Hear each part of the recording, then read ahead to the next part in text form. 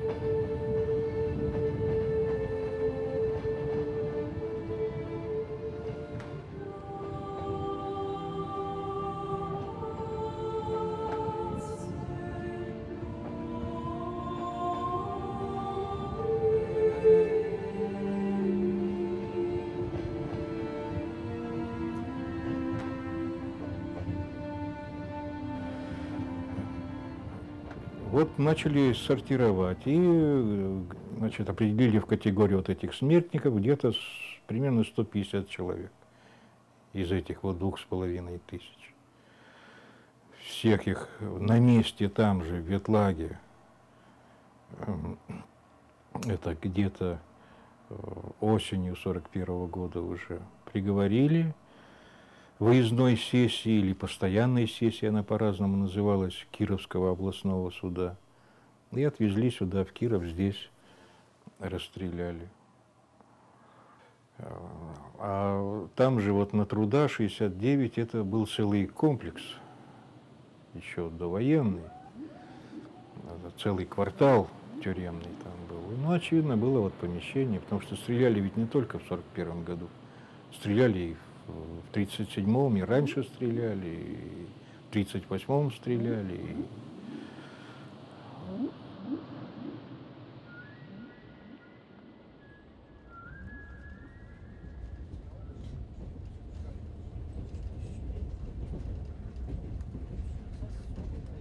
Un es atceros tādu gājienu. Vakar pusē visa zirga sēja mašīnā zirgu sēja. Labi, turpat uz māju pienāca 3 zaldāti. Galvenais, ka saulē durkļi tā spīd. Piegāja klāt, rokas aiz muguras un rietum puses aizgāja virzienam. Tā es no tās reizes savu tēti vairāk nav redzējis. Maijā, tūlīt pēc 12. maijā. Mammu stāvēja uz riepēm, viņai bija māsa gadu jaunāka, tā bija uz rokas viņai. Tās ir mūsu pēdējā tēta redzēšana.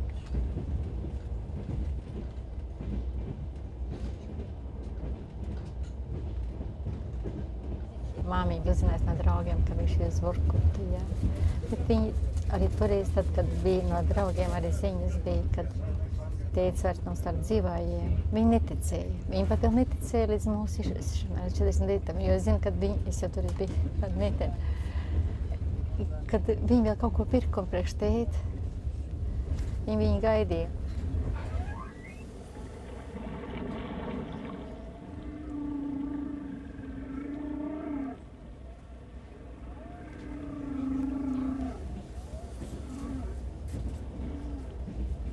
Деревня Воскресенка bija. Šohos Novotроицкий bija. No Воскресенka 4 klases pabeidz un 6. 7. tad 12 kilometrus bija uz skolu. Tas bija neviens tev tur nevēd, nekas ne. No rīta projām, vakarā mājās un nekādu vainu. Ziemā tikai bija grūtāk. Vilki tev sakoja līdzā. Kad bijām Sibīrijā, māmiņa ar brāli bija, kā lai saka, na pasah. Un tajā reizē visi 6 kilometri tā būdu plaucējām. Un es nesu to maizīti un es jau negāju pa to ceļu. Es gāju kaut kā par tām taciņām. Un tur jau mūsējā vidu nebija skujkoki, bija lapkoki. Un es domāju, tu esi tā mežiņa tētis un es nāks pretī. Kaut kā tik ļoti es visus gadus pēc viņa ilgojos. Kā es Krievijā, ka ganīju govs. Caur vienu sapņoju, kur no aiz puška, puška sautās aiz meža ieloku, varētu tā tulkot, jā. Te reku teica, redz, ka dēls gan govs tādu bārziņu, jā. Reku viņš tūlīt iznāks ārā. Visu laiku es tā domāju, katru reizi. Nu, jāsaka, ilgojos pēc viņu, jā. Es domāju, viņš tepat ir mums, varbūt reku iznāks. Saprotamies, ka tas ir tāds, varbūt, muļķīga doma vai kā, bet bērns domāja.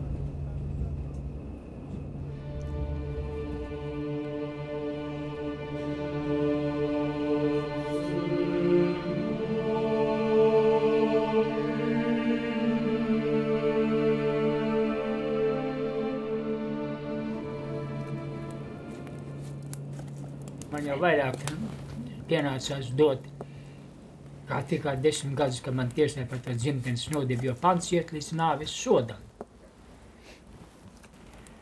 Teiksim, tur Rīgā izmeklēšanas laiks bija pa Rīgu un pa etapiem tur gari mēneši bija, kamēr mēs tur tikām vazāti. Bet tā Mordovijā 10 gadus, var teikt, tā vienkārši rupji rēķinot, es nosēdēju.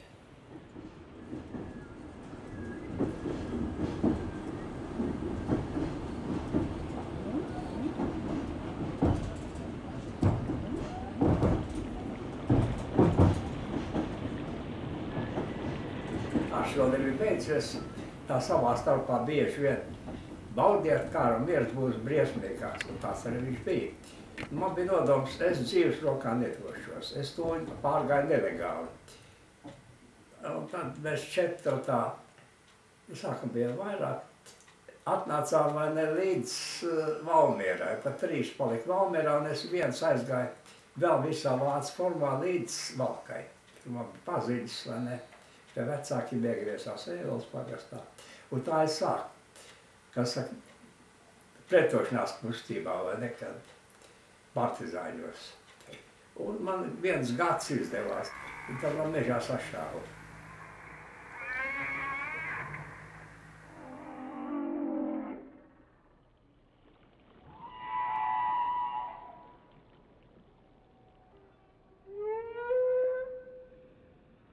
Astrakaņā ir tatāru Hanatas pils, un pils bija pielāgota pa cietumu. Un šī cietumā mūs visus izvietoja. Šausmīgā saspiestībā un netīrībā un šausmīgā mirklībā.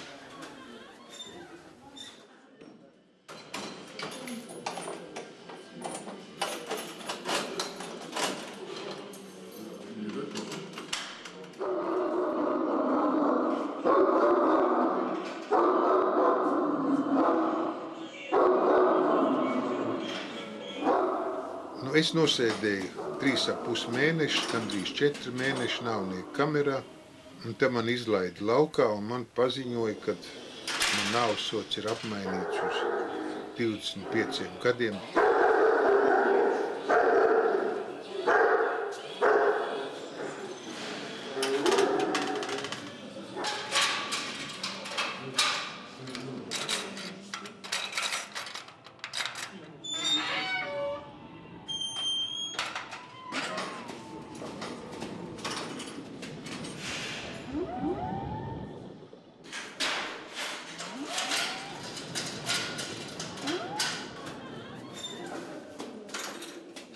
Astrakaņas cietumā esot, mēs jau bijām tādā stāvoklī, kur nepazītu sieva vīru, vai tēvs savu dēlu, vai dēls savu tēvu. Tādā stāvoklī.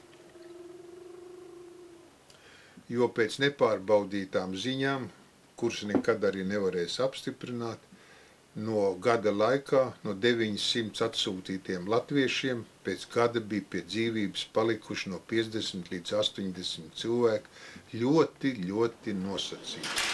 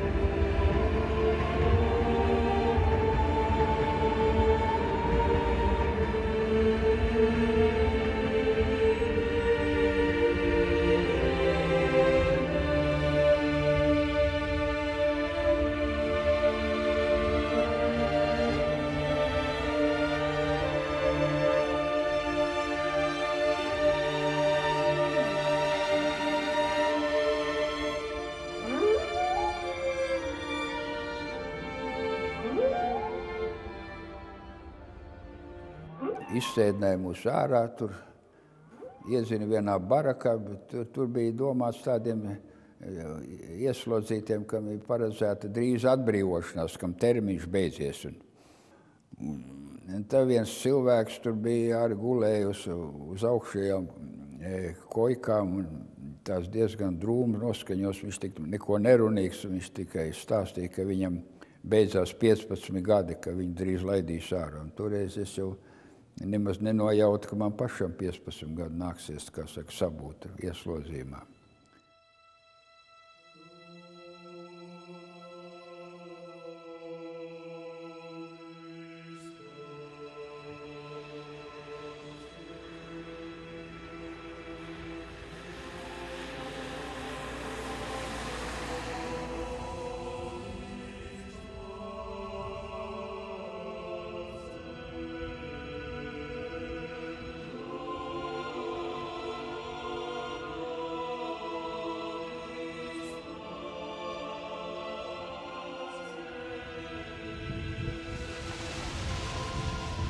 Там были землянки, вот люди жили там.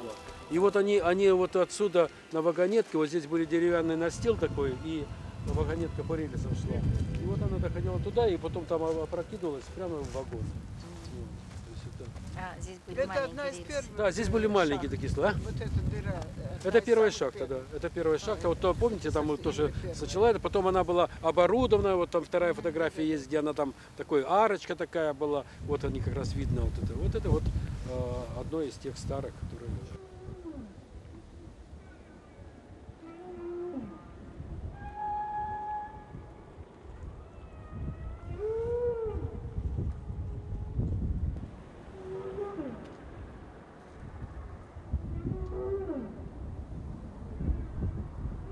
Augšā tā Terekoņiekā tur tā gāja tās sliedes, un ar to vagoneti tur vilka augšā, tas saucamā tāda vinša bija uz trosēm. Un tur kaut kāds remonts, kaut ko vajadzēja, kaut kas tur noticis, tas atslēdnieks uzgājis kaut ko tur ar to āmuru, kaut ko tur klapēt, kaut ko labot, un tas bija ziemā, un viņam tas āmurs izslika no rokām un pa to slīpo, pa to piramīdas kalnu ripoja lejā. Un tad tas kalns jau bija aizbiris tik tālu, ka jau līdz dzeloņdrātī, līdz žogam. Un viņš skrēja pēc tā āmura pakaļ lejā tur. Tas sargs no tās viškas domāja, ka tur, var sakot, viņš grib bēgt. Viņš ņēma un nošāva to cilvēku. Āmura dēļ.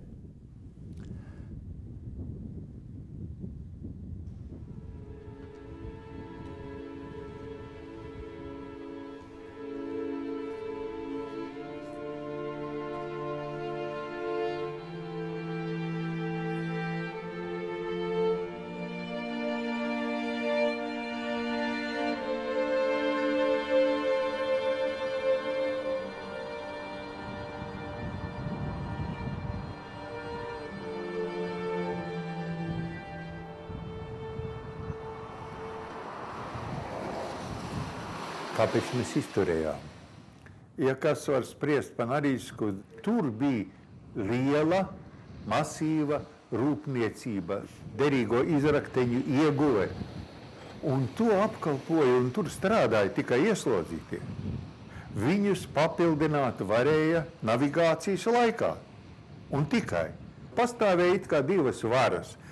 Viena bija tā Čekas vara, kas mūs patiešām bija nolēmusi iznīcībai, un otra bija tā rūpniecības vara, kuriem bija jāatbild pa produkciju, jāatbild pa saražoto.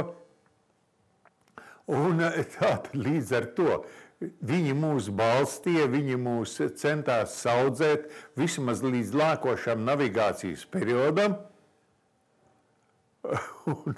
un tas bija nosacījums mūsu izdzīvošanai.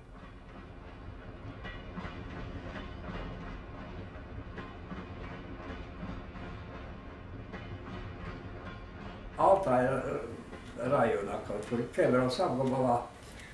Un man izrādās tā, kad ieved nometē 9. dienā bija jāiet uz darbu, tas lietaina diena bija. Viens puisis saka, šodien vai nekad, viņš jau domāja par bēgšanu. Un tā sanāca, mēs izbēgām. Izbēgām veselu mēnesi, nodzīvojam taigā, uz Jāņūgām un Upenēm. Veselu mēnesi mēs taigā nodzīvojam. Tas otrs puisis Pēters Ķēniņš no Kazdangas. Mums katra atsevišķi saņēma. Viņi saņēma, tad, kad mums tur uzbruka, viņas vien tur acīri bija stipri ievainojis un to vajadzēja vākt. Viņš dabūja, bet viņš 10 dienas vēlāk ir iekrits un novais ir miris, kā slimnīcā ir miris. Bet man saņēma otras dienas vakar, es uzgāju uz Āpšu medniekiem, komjaunieši tādu. Tie man nodeva milicijānti, pēc 2 nedēļu atbrauc no lāgera pakaļ, un tas skolojs, kas veda, tas arī izteicās, ka viņš esot pirmais cilvēks, ko viņa dzīve esot atvedis atpakaļ.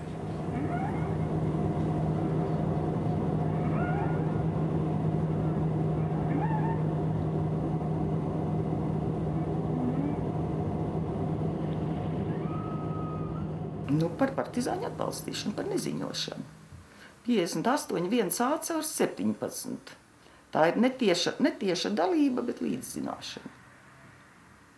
10 gadu bez ierunām, bez tiesas, Asobai Savišķāņī, centrāla cietuma koridorā man paziņojas spriedumu. Viss.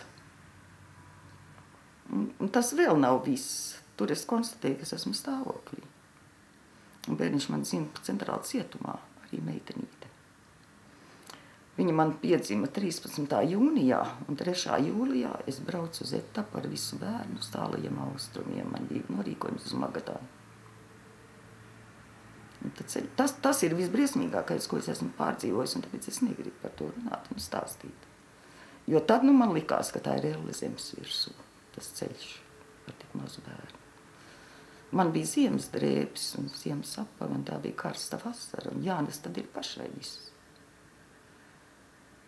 Savs apāika, bez šaubām bērnam, ko es nav, bet tas bērns arī izturēja to ceļu. Bet viņš nomira pēc gada tālajos austrumos Buktavā vienā lāgrī.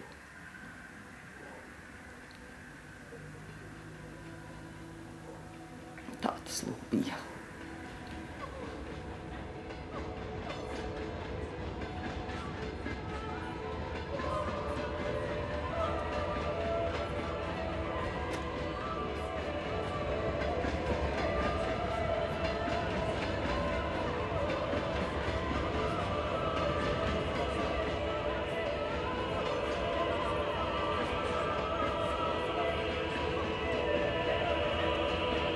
Nu, tas sacelšanās, kā saka, bija jau iepriekš notikusi. Liels sacelšanās bija Vorkutā, bija arī Norilskajā. Ieslodzītie nebija jau sāk mazliet tie apstākļi uzlabojās, bija cilvēks jau pārējais sāk kaut ko domāt, sāk vērtēt. Un ieslodzītājiem tai sistēmā bija, tu būs visu mūžu būs ieslodzītais. Mums jau sēdēja tādi, kas no 20 gadiem bija, pat bijušie partijas darbinieki un kas pats sēl to komunismu. Tie sēdēja jau vai 2 vai 3 sodus jau bija atsēdējuši. Mūžīgais ieslodzītais tas ir. Ja tu tur nenomir, tad brīviem kājām iziet nav iespējams.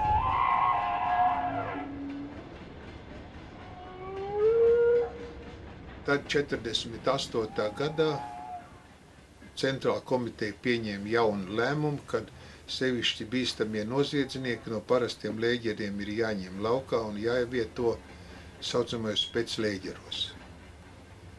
Tad es pa priekšu nonācu Karabasā, te man aizsūtīja uz Vorkutu, no Vorkutas atsūtīja atpakaļ atkal uz Karabasu, no Karabasa man aizsūtīja uz Čezgazgānu. Čezgazgānā es nonācu ne tieši pašās varraktuvēs, bet nonācu Kingīrī.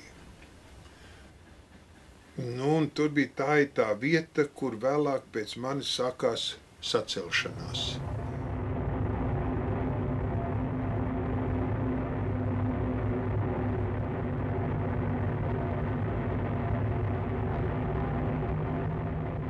No rīta ienāca sardzi zonā.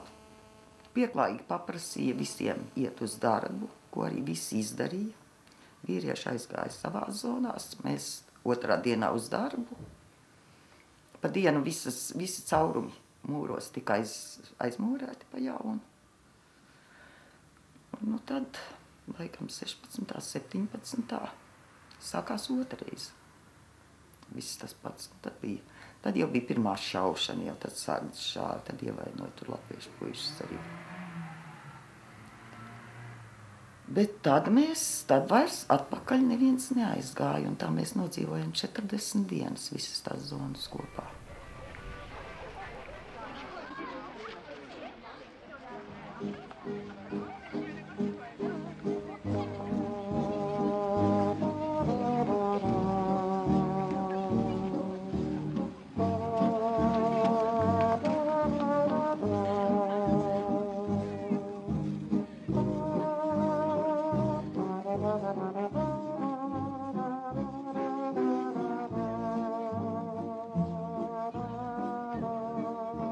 Jau ļoti daudz apdāvinātu cilvēku un koncertu bija. Mums bija Kijevas solisti no Kijevas operteātra un no Maskavas operetes teātra bija. Un tad savienojās ar vīriešiem, tur arī bija spēki un tiešām ļoti vērtīgi un jauki koncerti notika tanī laikā. Un arī dēļas pēc tam. Mēs visi bijām jauni vēl tanī laikā. Tad arī es sāku saprast, ka man dzīve tomēr nav beigusies.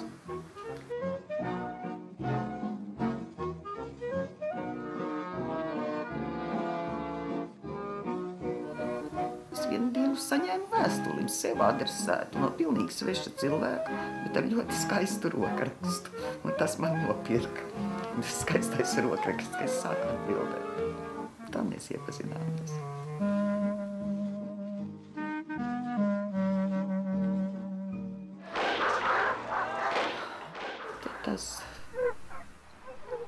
Faktiski tās 40 dienas beidzās briesmīgi.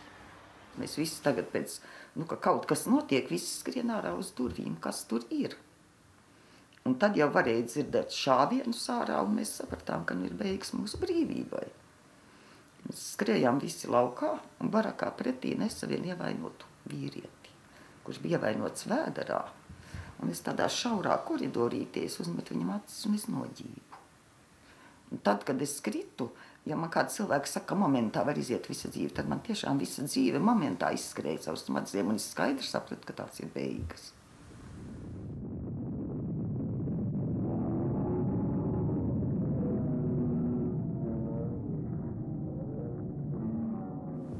Ar to tanku tiem tiešām arī visus cilvēkus iekšā barakās sadzina. Pēc tam pa logiem iemet asaru gāzes. Un pateica, pa vienam vihaģī rociņas paceltas ārā. Stepē projām. Viss tukša zona palika, tāpat arī vīriešiem esot bijis.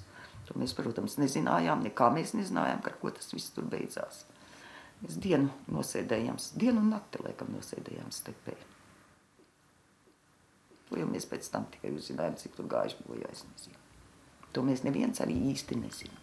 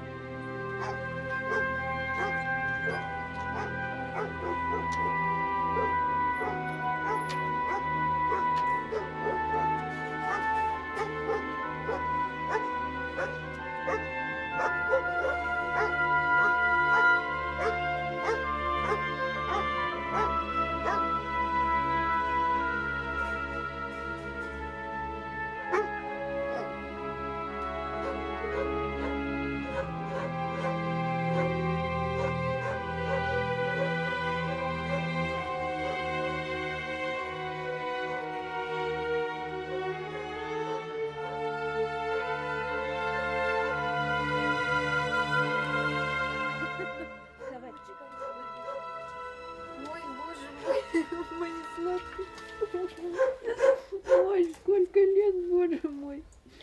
Ой, как вы сюда попали. Ой, мои хорошие.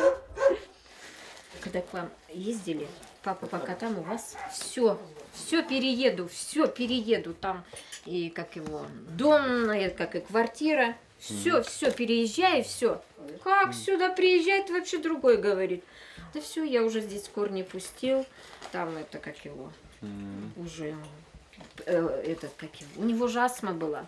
Мы когда на поезде ехали, я думала, его не довезу. Он же задыхался в поезде и постоянно с этим, с этой. Ну да, баллончик. Ага, с этим баллончиком. Да, не волнуйся просто. Мы на кладбище, если ты еще нас отвезешь. Ты просто делали этот круг, чтобы заехать, тут искали. А он ел всегда там какие-то кусты ягодные. Ягод там не было совсем, съели люди. А где лагерь был? Где он был? Не помню, не помню. Вот что он говорит, мы вплоть до листочков кушали. Еще каждый себе в карман там клал. Так он сильно ничего не рассказывал. Говорит, я не хочу вспоминать, не надо вам это знать. Мы как только не старались, и у мамы спрашивали, все нет, никак. Это, мамина сестра двоюродная, вот где-то она там. Тоже с ними связь была. Вот одна из них тоже к нам приезжала. А, вот она сестра, вот она, мамина родная сестра. Вот бабушка, вот мамина родная сестра, она приезжала. И вот, знаешь, лет 7, наверное, назад, вот как ты сейчас, Вот ее дочка Ася вот так к нам свалилась на голову, приехала. Вот радости у нас тоже не было предела.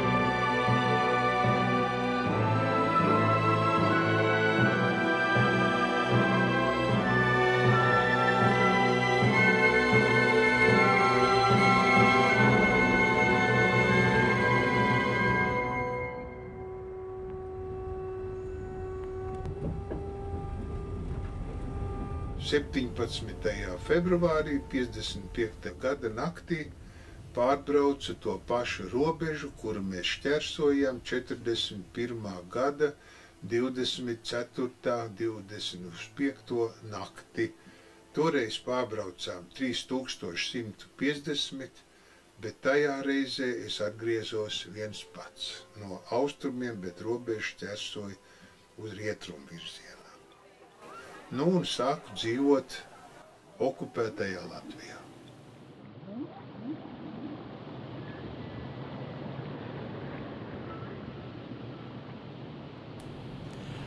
Mani apcietināja 62. gada februārī. Tās attiecības, kādas man ar viņiem bija, man pilnīgi bija kā pienākums uzlikts. Kad man ir jābūt pret šo iekarotāju okupantu, to, teiksim, šķīru, noskaņotam naidīgi, un es tāds arī biju.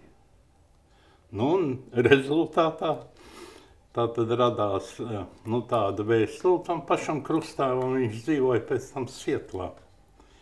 Un uz tās vēstules pamata man apcietināja un iedeva 3 gadus. Un arī tikai tad, man varbūt nevajadzētu to teikt, jo es atklāšu savu grēvu, un arī es esmu grēvs, kad es piekritu, jā, es esmu izdarījis noziegumu, es to pateicu. Jo pants, par ko man apsūdzēja, ir no 6 mēnešiem līdz 7 gadiem.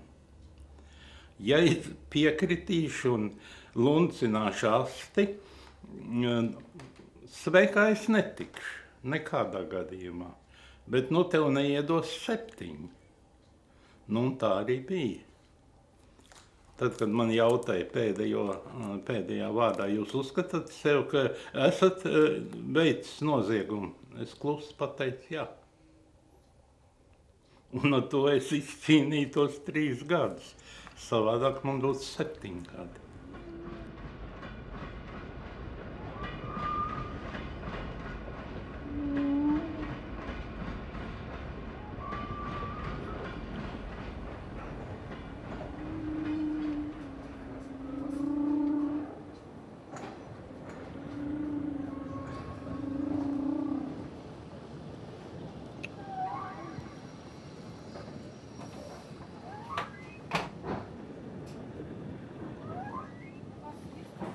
Pēc tiesas sprieduma saņemšanas 15 gadi Gulāgā ceļš uz turienu sākās marta 1. dienās 63. gadā. No visa tā palicis atmiņā. Pirmkārt, kad mūs, ko sūtīja ceļā, ielika pārsūtīšanas kamerā, kur bija vairāk 100 ieslodzīto, arī krimināļi, kurus sūtīja uz citām vietām. Un izvedot ārā mūs brīdināja, kad solis pa labi vai solis pa kreisi tiks uzskatīts par bēgšanu un tiks ierocis lietots pret mums bez brīdinājuma. Tas ir, ka tiks nošauts uz vietas, ja tu viens solis pers sāņus. Tas bija tāds pirmais iespējas, ka nu jau ir, kā saka, padomju var parādīt savus zobus visā pilnībā.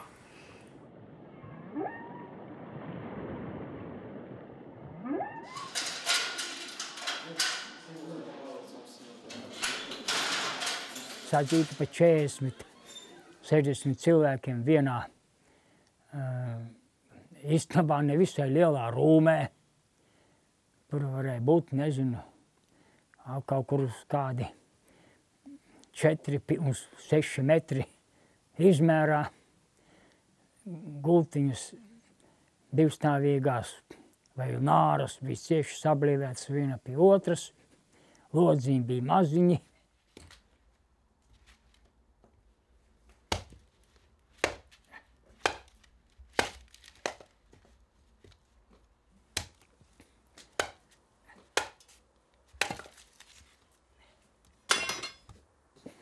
Apstākļi bija vienkārši pazemojoši, neciešami. Lopi tādos apstākļos nedzīvoja.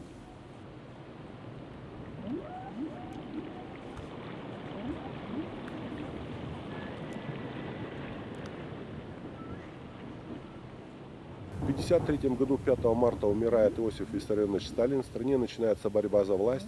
И те, кто осуществлял репрессии, сами оказались репрессированы. Приспешники Берии сюда были доставлены. Подполковники, полковники, генералы. Вот этот второй период колонии получил название привилегированного периода, потому что здесь были старшие и высшие офицеры. А в 1972 году, второй период, значит, с 1953 по 1972 год, это привилегированный период. А в 1972 году из Мордовии сюда доставляются особо опасные рецидивисты из числа особо опасных государственных преступников. Это диссиденты, правозащитники, те, кто боролся за демократию, за гражданское общество. Ну и надо сказать, что на политзанятиях и рядовым, и сержантам, и прапорщикам им в голову вдалбливалось, что тут сидят враги народа, вот эти диссиденты, они с Западом связаны. Сюда прилетит американский геликоптер, их там похитит, в Америку доставят, и они потом помоями будут нашу страну поливать. Поэтому они все контролировали под землей, на земле, в воздухе, днем, ночью. Но все равно человек, который оказался под следствием, в тюрьме, в лагере, он как часть природы все равно только о свободе думает. И я вам несколько примеров приведу, как из других колоний заключенные пытались совершить попытку побега. Вот там, видите, бетонный столб стоит с пасынком, он у забора, как буква «Л». Когда на территорию одной из колоний вошел трактор «Белорус», заключенные заднее колесо разбортовали, взяли эту большую камеру, привязали к такому столбу, посадили заключенного, всей бригадой натянули, хотели выстрелить, как из рогатки, чтобы он туда перелетел. Но немножко прицел низко взяли, он в забор угодил, убился как муха.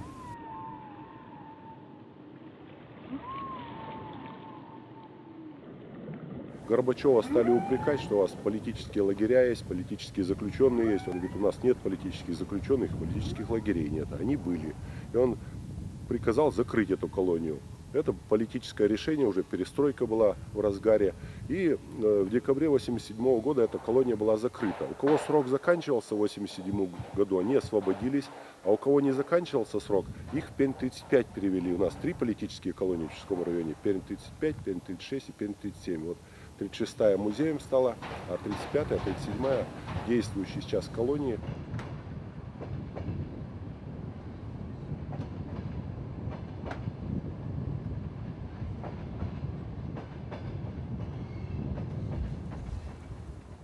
Viņš uztaisīs man lūk. Tā tas man dēla. Viņš vecos akumulatorus, viņam ir dīzelis. Un viņam vajag, viņš tā man stāsta, vajagot mainīt bieži akumulatoru. Jo viņam jābūt ļoti jaudīgam, tam akumam, tam labā stāvoklī, lai viņam, nu, kā saka, būtu pilnvērtīga strāva pie iedarbināšanas. Ka vecs jau tāds, kā man tagad te ir, tas jau ir pa švaku. Viņam grūti iedarbināt motoru. Un viņš šito vecu atdod man un sev nopērk jaunu. Tur viņš, jā, tas pats izslēdzās. Uzskata šitāds papīriņš, viņš izslēdz. Mēs viņam kaprīs. Tāds aparāts ir.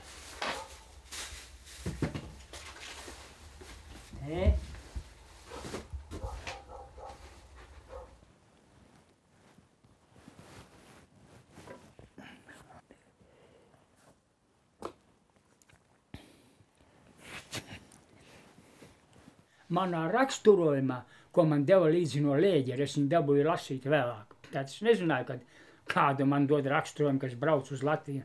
Ir rakstīts: Politzaņācija pašķešķal nevsegdā. Tieši tāda frāzīte, ka tas ir kāds liels noziegums. Bet Gunaram Rodam nebija jāiet, viņš uzdeva tik kodīgus jautājumus. Es uzdevu jautājumu tā, nu, bet sakiet, ja karš būtu beidzies nevis tā, kā viņš beidzās, bet būtu uzvarējusi hitleriskā Vācija, vai tad Krievu tauta būs samierinājusies ar to okupāciju? Viņš tā spontāni uzreiz, nekad. Es saku, nu redziet, nu latviešu tauta arī nekad nesamierinājās ar šo okupāciju. Nu, un tad, protams, tā bija eksplozija. Es tiku apvainots par to, kad es iespaidojot jauniešus, un tad mani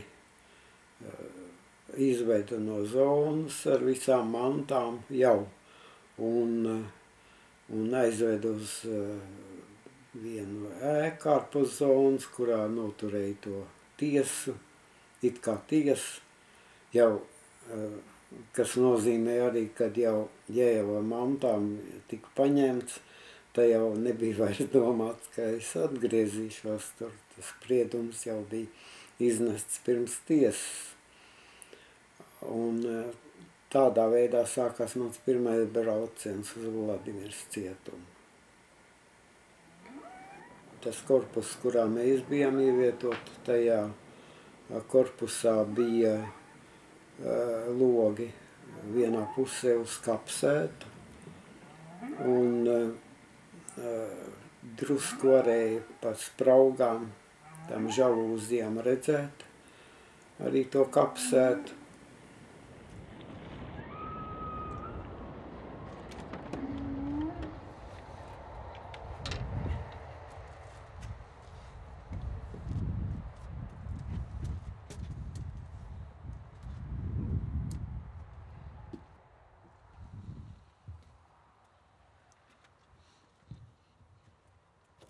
Ne tikai vairs var līdzēt, kā Gunārs Astra teica, karātavas, masveida karātavas. Ne tikai vairs var līdzēt. Un es nobļāvos tajā brīdī, nolādātā Krievija, man tas tā sagriezās, kas triec to bumbu pret zemi un bļāvu. Nolādātā Krievijā, viņš ir ekstāzē, brakumā. Gunārs Astra noķer, ka tā bumba nāca liekli pret zemi, lai nolādētu ar visiem tās čekistiem šitā bļāvām.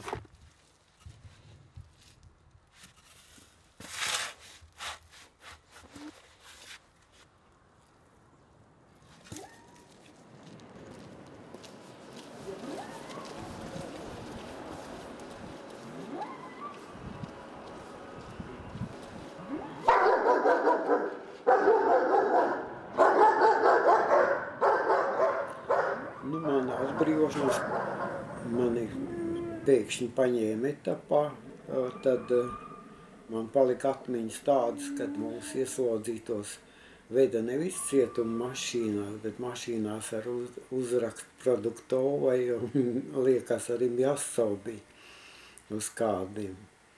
Tā kā mūs pārvadāja kā īsts, kā saka, padomju produkts.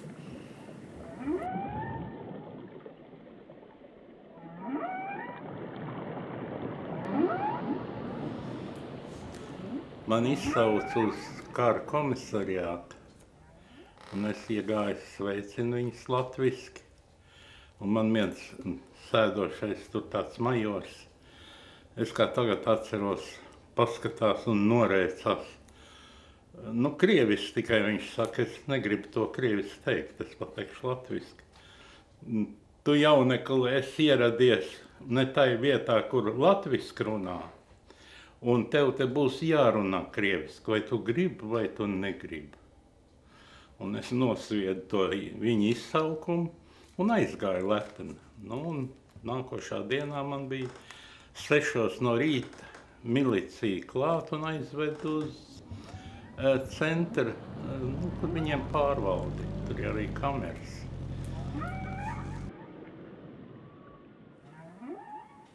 Tā ir man raksturojumā ir minēts.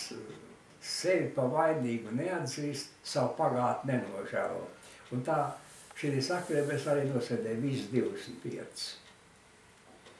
Pirmais sods bija nāves sods, tur izglābt tas likums, kas bija uz īstu brīdi apturēt nāves sodu.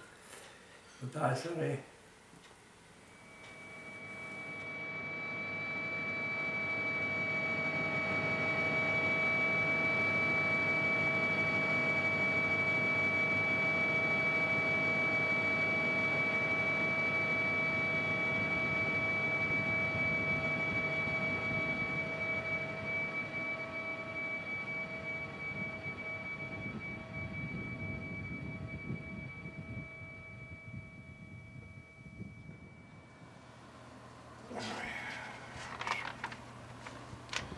Будущим историкам еще много придется возиться с этим делом. Вот латыш, скажем, вот Акерфольц.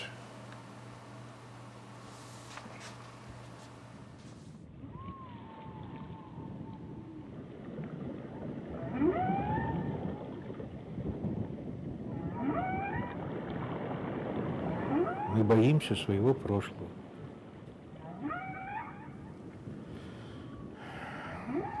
Отсюда и боимся и будущего. Мы не знаем своего прошлого и боимся будущего. Кому нужны эти наши 2/3 территории тундрообразные? А все остальное надо осваивать вместе со всеми. Не бояться ни китайцев, ни латышей, ни американцев, никого. Никуда на России не денется, Господи. Господь так повелел. Жить надо. Жить, смиряться, терпеть. И главное учиться. Учиться мы очень уж мы темная нация. Ну, ей-богу, до того мы темная. Диву даешься.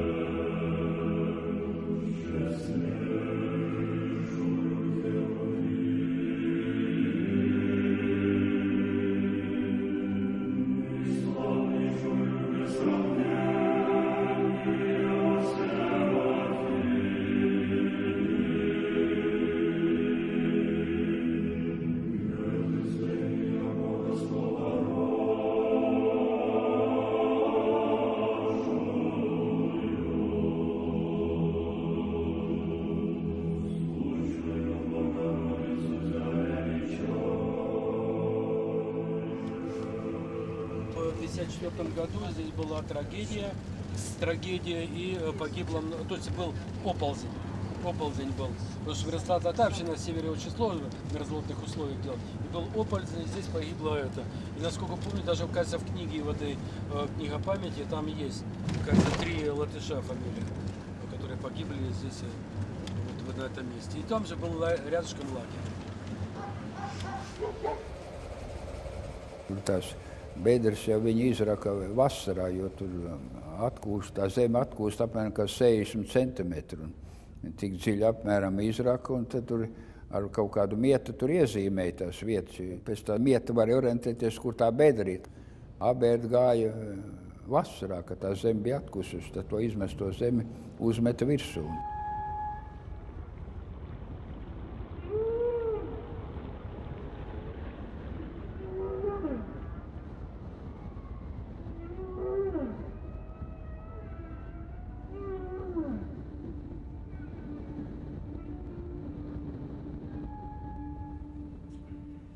Dievs tas kungs, lai sveitī, sarga un uztur savā valstībā arī visus citus, kas šeit guļ un atdusas zināmi un nezināmi. Dieva Tēva, Dēla un Svētā gara vārdā. Āmen.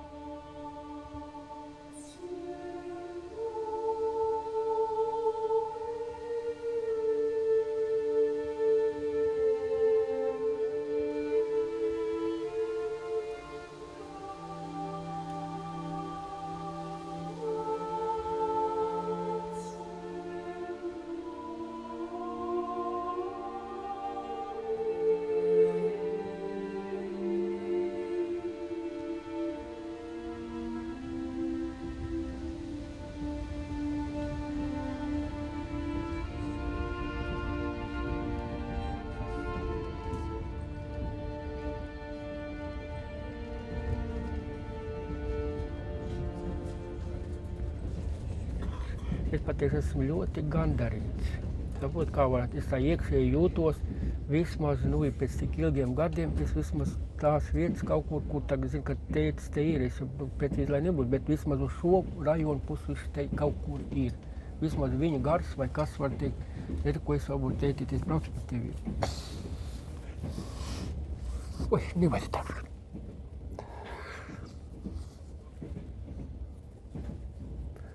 Bet es esmu gandarīts, saprot? Gandarīts, ka teica tomēr te, tagad vismaz zinu, kur viss ir.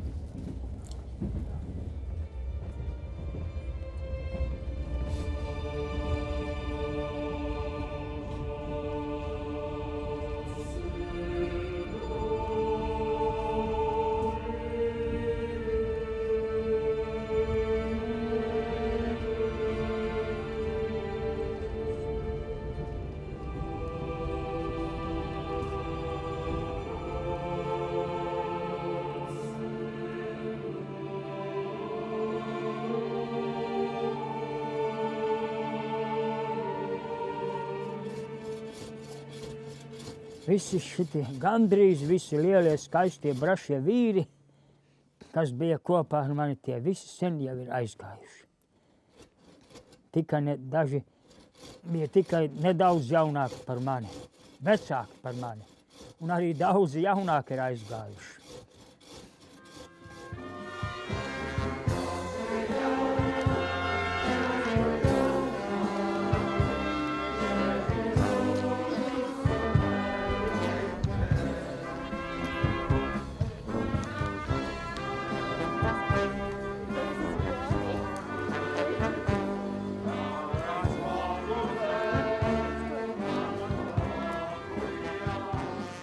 Vatikāns aiziet, pats ziniet, kā viss tur beidzās. Mēs te gaidījām, un kamēr jau tagad visi esam apmiruši. Nebija vajadzīgs mums ne bruņoties, nekā. Tas organizējamies, lai mēs būtu bruņoti vīri, kas varētu stāties kaut vai nobremzēt tos Krīvus, aizturēt visiem, ka tur nāks varbūt atkal tanku kolonas iekšā, un kas zina, kādi spēki tur lidot no gaisa kristalējā helikopteri. To neviens nevarēja zināt, bet mēs bijām gatavi, kaut kas saka, ar godu nomirt vismaz.